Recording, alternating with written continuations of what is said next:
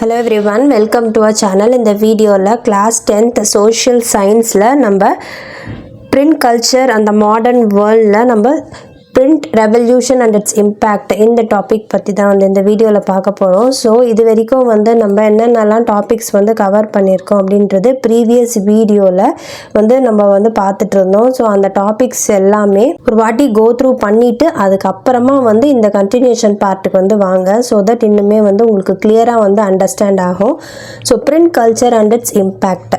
So what was print revolution?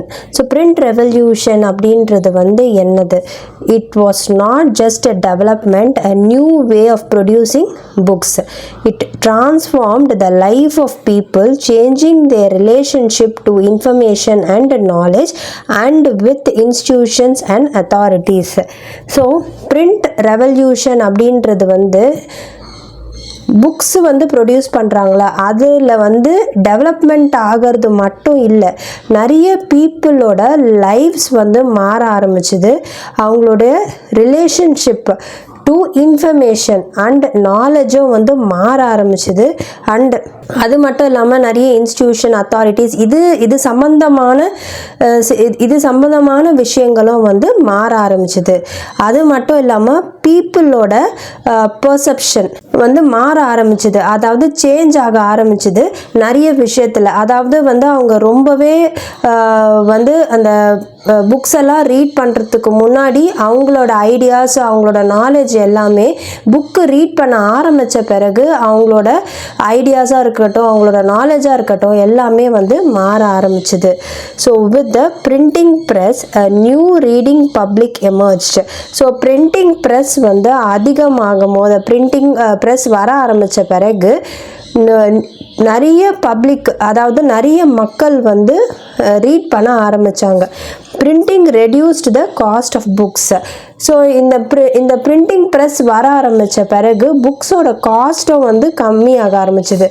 Time, labour, ஒரு புக்கை வந்து ப்ரொடியூஸ் பண்ணுறதுக்கு தேவையான டைமும் சரி, அதுக்கு தேவையான மேன் பவராக இருக்கட்டும் இல்லை எல்லாமே வந்து கம்மியாக ஆரம்பிச்சுது. ஃபஸ்ட்டெல்லாம் என்ன பண்ணாங்க, எழுதுனாங்க, கையில் வந்து எழுதிட்டு இருந்தாங்க.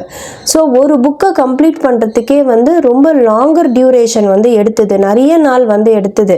பட் ஆனால் இப்போ ஈஸியாக வந்து புக்ஸை வந்து பிரிண்ட் பண்ணி நிறைய புக்ஸை வந்து பிரிண்ட் பண்ண முடிஞ்சுது ரொம்ப ஷார்ட் பீரியட் ஆஃப் டைம்லேயே. And multiple copies could be produced with greater ease.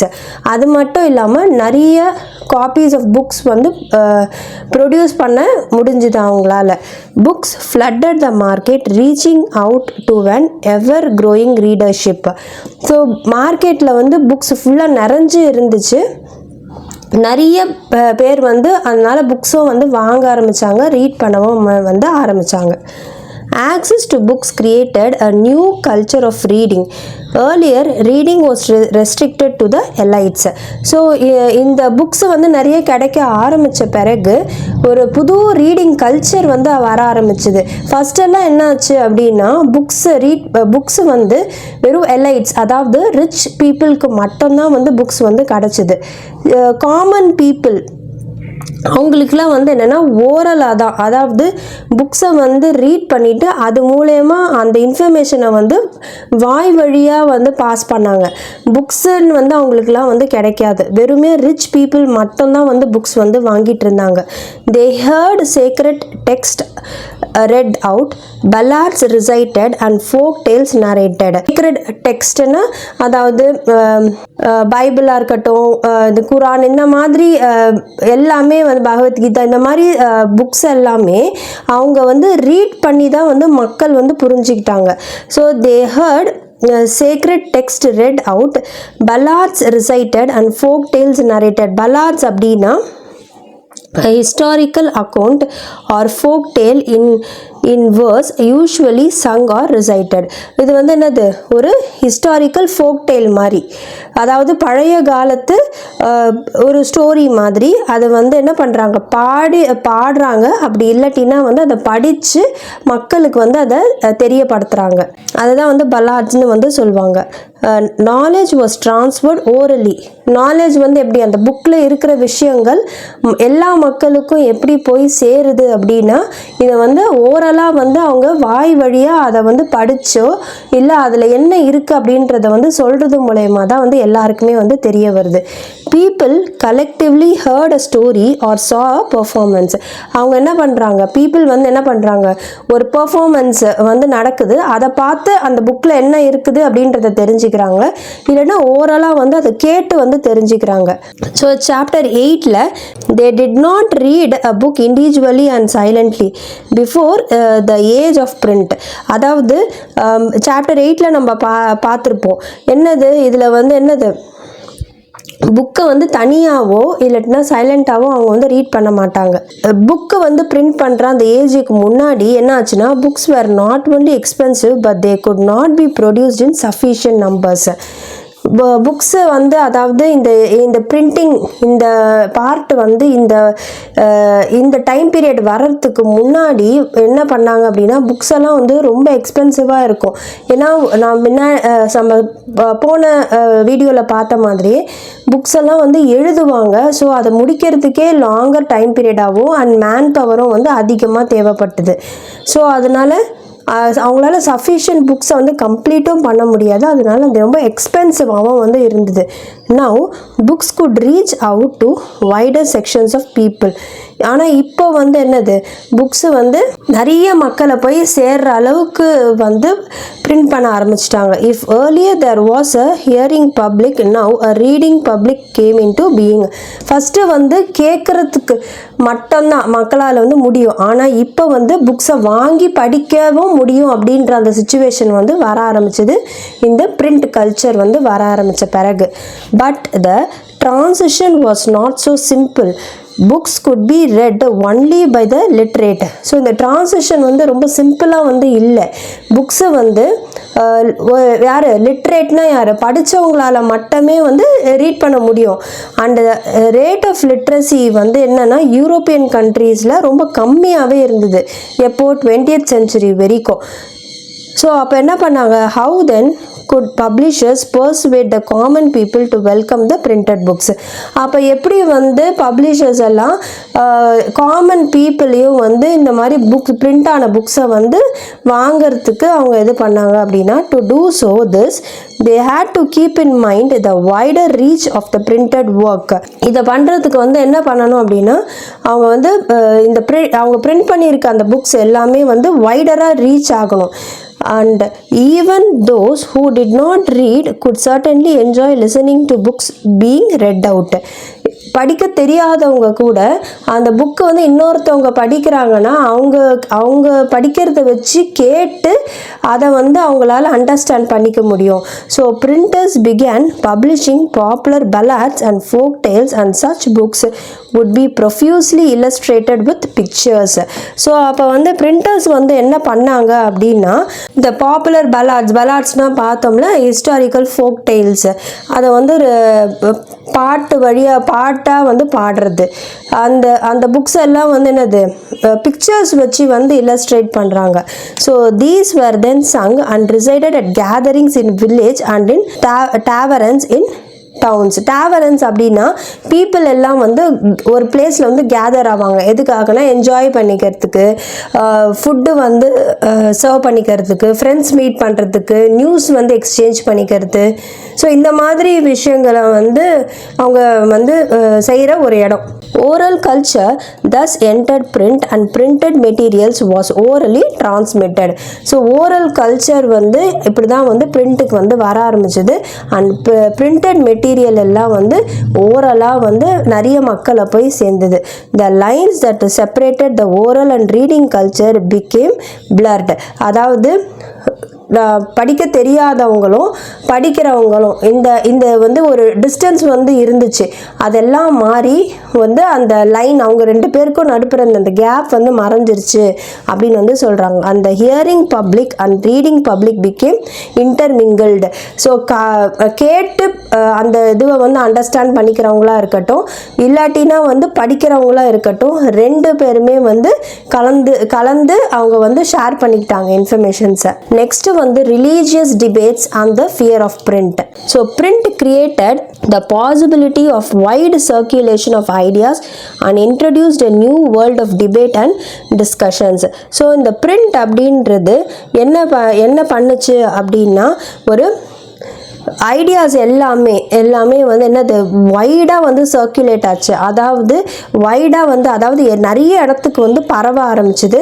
And ஒரு டிபேட் அண்ட் டிஸ்கஷன் வர ஆரம்பிச்சுது. அதாவது ஒரு பர்டிகுலர் ஒரு டாப்பிக்கை பற்றி வந்து மக்கள் வந்து விவாதம் பண்ணுற அளவுக்கு வந்து அது பெருசாக ஆரம்பிச்சுது. அவங்களுக்கு எப்படி ஃபஸ்ட்டெல்லாம் அவங்களுக்கு அதை பற்றி எதுவுமே தெரியாது. ஆனால் இந்த புக்ஸ் எல்லாம் வாங்கி அதை ரீட் பண்ணுறது மூலயமா அதை பற்றின நாலேஜ் அவங்க கெயின் பண்ணி அதை பற்றி வந்து அவங்க பேச ஆரம்பித்தாங்க. Even those who disagreed with established authorities could now print and circulate their ideas. So யாரெல்லாம் வந்து இந்த மாதிரி எஸ்டாப்ளிஷ்டு அத்தாரிட்டிஸ் அப்படின்னா யாருன்னா ஒரு பர்சன் இல்லாட்டினா வந்து ஒரு குரூப் ஆஃப் பீப்புள், அவங்களுக்கு வந்து பவர் இருக்கும். அதாவது அவங்க வந்து கண்ட்ரோல் பண்ணுறதுக்கோ ஜட்ஜ் பண்ணுறதுக்கோ ஒரு யாருன்னா தப்பான ஒரு விஷயத்தை செய்யும் போது வந்து அவங்க மேலே ஆக்ஷன் எடுக்கிறதுக்கோ வந்து பவர் இருக்கும். அவங்க தான் வந்து எஸ்டாப்ளிஷ்டு அத்தாரிட்டிஸ் அப்படின்னு வந்து சொல்லுவாங்க. அவங்க மேலே ஒரு டிஸ்அக்ரீட் ஒப்பீனியன், அதாவது அவங்க பண்ணுறது வந்து தப்பு அப்படின்னு தெரியுது அப்படின்னா அவங்க வந்து இப்போ என்ன பண்ணலாம், அந்த மக்களோ இல்லை ஒரு பர்சனோ அதை பற்றின ஒரு விஷயத்தை வந்து பிரிண்ட் பண்ணி அதை அவரோட ஐடியாஸை வந்து ஸ்ப்ரெட் பண்ணலாம். So through the printed message they could persuade people to think differently and move them to action. So இந்த மாதிரி இந்த printed message வந்து அவங்க ஸ்ப்ரெட் பண்ணுறது மூலயமா மக்களையும் வந்து டிஃப்ரெண்ட்டாக திங்க் பண்ண வைக்கலாம். அண்ட் அது மூலயமா வந்து அவங்க ஐடியாஸை ஸ்ப்ரெட் பண்ணி அவருக்கு அகெயின்ஸ்டாவோ இல்லை அந்த விஷயத்துக்கு அகெயின்ஸ்டாவோ வந்து மக்களையும் வந்து சேர்த்து குரூப்பாக வந்து சேர்ந்து ஆக்ட் பண்ண வைக்கலாம். This had significance in different spheres of life. So இது வந்து ஒரு சேஞ்சை வந்து கொண்டு வந்தது. Not everyone welcome the printed books and those who did also had fears about it. எல்லாருமே வந்து இந்த புக்ஸ் வந்து பிரிண்ட் ஆகி வருதுல்ல, இது வந்து பிடிக்கல.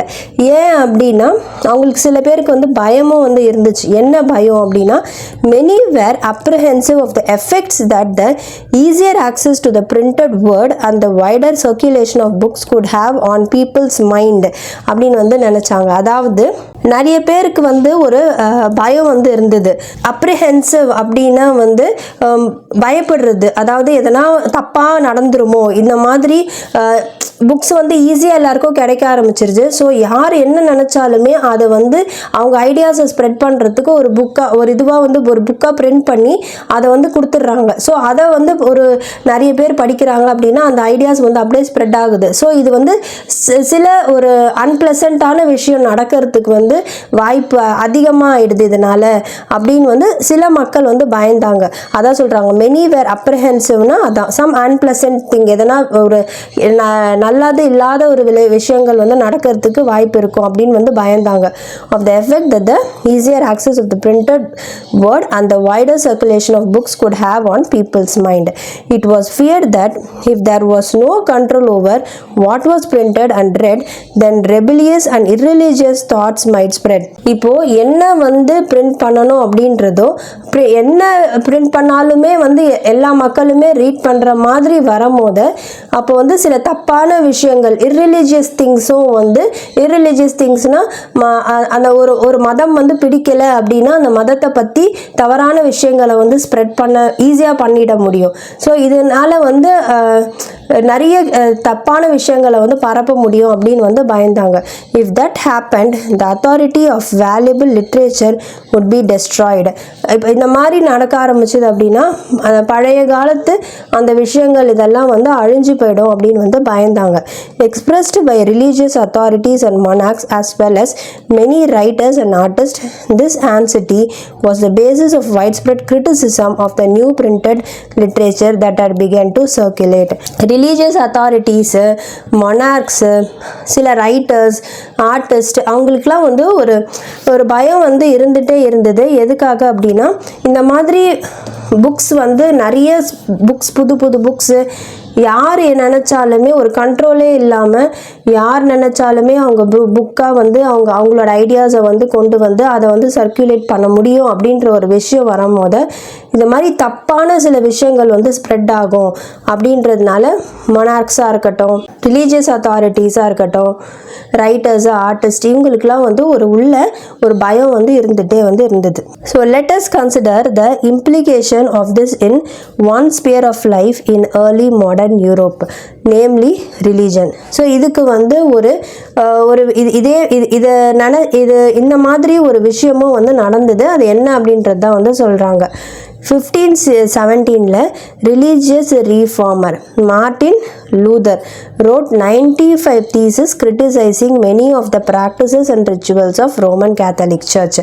ஸோ மார்ட்டின் லூதர் அப்படின்ற ஒரு ரீஃபார்மர் 1517 அவர் என்ன பண்ணுறாரு அப்படின்னா 95 தீசிஸ் வந்து எழுதுகிறாரு. ரோமன் கேத்தலிக் சர்ச்சில் நடக்கிற அந்த ப்ராக்டிசஸையும் ரிச்சுவல்ஸையும் வந்து கிரிட்டிசைஸ் பண்ணி, அதாவது இழிவுபடுத்தி வந்து எழுதுகிறாரு. A printed copy of this was posted on church door in Wittenberg. It challenged the church to debate this idea. So இதை பற்றின அந்த பிரிண்டட் காப்பி வந்து சர்ச் டோரில் விட்டன்பர்கில் அதை போஸ்ட்டும் வந்து பண்ணியிருந்தாங்க. அண்ட் அது வந்து என்ன அதில் காப்பியில் இருந்ததுன்னா சர்ச்சை வந்து சேலஞ்சும் பண்ணியிருந்தாங்க. நான் இந்த கொடுத்துருக்க இந்த ஐடியாஸை பற்றி நீங்கள் விவாதமும் பண்ணலாம் அப்படின்ற மாதிரி வந்து கொடுத்துருக்காங்க. Luther's writing were immediately reproduced in vast numbers and read widely. Martin Luther எழுதின இந்த 95 தீசிஸ் வந்து என்ன ஆச்சு அப்படின்னா அது வந்து ஈஸியாக வந்து வாஸ்ட்டாக வந்து ஸ்ப்ரெட் ஆகவும் வந்து ஆரம்பிச்சுது. This led to a division within the church and to the beginning of the Protestant Reformation. So இதனால வந்து என்ன ஆச்சு அப்படின்னா சர்ச்சில் வந்து ஒரு டிவிஷன் வந்து வர ஆரம்பிச்சுது. அண்ட் இதனால தான் வந்து ப்ரொட்டஸ்டன்ட் ரீஃபர்மேஷன் வந்து வர ஆரம்பிச்சுது. ப்ரொட்டஸ்டன்ட் ரீஃபர்மேஷன் அப்படின்னா 16th century movement to reform Catholic Church dominated by Rome. So இது வந்து ஒரு மூமெண்ட் 16th centuryயில் வந்து நடக்குது. டு ரீஃபார்ம் எதுக்கு? கேத்தலிக் சர்ச்சில் சில சேஞ்சஸ் வந்து கொண்டு வரணும் அப்படின்னு. அதாவது கேத்தலிக் சர்ச் வந்து அந்த டைம் ரோமால் டாமினேட் பண்ணப்பட்டு இருந்தது. அதனால் அதில் வந்து சில சேஞ்சஸ் கொண்டு வரணும் அப்படின்ற ஒரு குரூப் வந்து இந்த Protestant reformations. Luther's translations of the New Testament sold 5000 copies within a few weeks and second edition appeared within 3 months.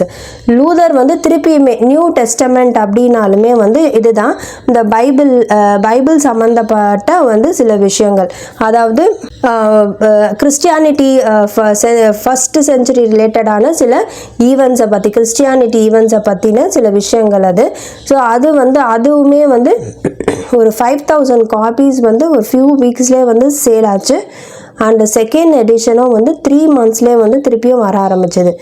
Deeply grateful to print, Luther said, printing is the unlimited gift of God and the greatest one. Luther வந்து என்ன சொல்கிறாரு? Printing அப்படின்றது வந்து காடோட gift அப்படின்னு வந்து சொல்கிறாரு. And அதுதான் வந்து எல்லாத்தோடமே வந்து கிரேட்டஸ்ட் அப்படின்னு வந்து சொல்கிறாரு. Several scholars in fact think that print brought about a new intellectual atmosphere and helped spread the new ideas that led to the Reformation. So நிறைய ஸ்காலர்ஸ், நிறைய பேர் வந்து என்ன நினச்சாங்க அப்படின்னா பிரிண்ட் அப்படின்ற அந்த ஒரு விஷயம் வந்து நிறைய அறிவு சார்ந்த விஷயங்களை வந்து ஸ்ப்ரெட் பண்ண ஆரம்பிச்சுது, நிறைய புது ஐடியாஸை வந்து ஸ்ப்ரெட் பண்ண ஆரம்பிச்சுது. இதனால வந்து நிறைய சேஞ்சஸ், ரீஃபர்மேஷன்னா நிறைய சேஞ்சஸ் வந்து வர ஆரம்பிச்சுது அப்படின்றது வந்து நம்பினாங்க. So print and dissent. அடுத்தது, print and popular religious literature stimulated many distinctive individual interpretations of faith even among little educated working people. So பிரிண்ட்டும் இந்த பாப்புலர் ரிலீஜியஸ் லிட்ரேச்சர் இதெல்லாம் இருக்குல்ல, அது வந்து என்ன பண்ணுச்சு அப்படின்னா ஸ்டிமுலேட் பண்ணுறது அப்படின்னா ஒரு விஷயத்தை வந்து ஆக்டிவாக மாற்றுறது. மெனி என்னது distinct individual interpretations of faith. ஒரு தனிப்பட்ட ஒரு நபரோட அந்த அந்த ஃபெய்த் அப்படின்ற அந்த விஷயத்தை பற்றின அதை அந்த அந்த இது விளக்கம் அது எல்லாமே வந்து என்னது ஸ்ப்ரெட் பண்ண ஆரம்பிச்சது எது இந்த பிரிண்ட் அப்படின்ற ஒரு விஷயம். So in 16th century Menaccio, a miller in Italy, began to read books that were available in his locality. So Menaccio அப்படின்றவர் வந்து ஒரு மில்லர், அவர் வந்து இட்டாலியில் இருக்காரு. அவர் என்ன பண்ணுறாரு, புக்ஸை வந்து ரீட் பண்ணுறாரு, அவரோட லொக்காலிட்டியில் கிடைக்கிற புக்ஸு. அவர் என்ன பண்ணுறாரு, he interpreted the message of the Bible and formulated the view of God and creation that enraged the Roman Catholic Church. அவர் வந்து என்ன பண்ணுறாரு அப்படின்னா, பைபிளில் இருக்கிற அந்த மெசேஜை வந்து திருப்பியுமே வந்து அதை அண்டர்ஸ்டாண்ட் பண்ணுற மாதிரி வந்து அவர் தராரு அண்டு அதை வந்து கிரியேட் பண்ணுறாரு. ஸோ இதனால வந்து என்ன ஆச்சு, ரோமன் கேத்தலிக் சர்ச் அங்கே இருக்கிறவங்கலாம் வந்து ரொம்பவே கோவப்பட்டாங்க ரொம்பவே. ஏன்னா அவர் வந்து அந்த சர்ச் பற்றின சில விஷயங்கள் வந்து அவர் வந்து தப்பாக வந்து அவர் பரப்புறாரு அப்படின்ட்டு. when the Roman church began its incursions to repress heretical ideas. So incursions அப்படின்னா வந்து former Roman Catholic court for identifying and punishing ஹெரிட்டிக்ஸ். அப்படின்னா என்ன அர்த்தம், இன்க்யூஷன்ஸ் அப்படின்னா வந்து இந்த ரோமன் கேத்தலிக் சர்ச்சில் இருக்குல்ல அந்த அந்த ஐடியாஸை பற்றி வந்து தப்பாக வந்து ஸ்ப்ரெட் பண்ணுறவங்க அதை தான் வந்து சொல்கிறாங்க. To express heretical ideas. ஹெரிட்டிக்கல்னால் வந்து belief which to not follow the accepted teachings of the search.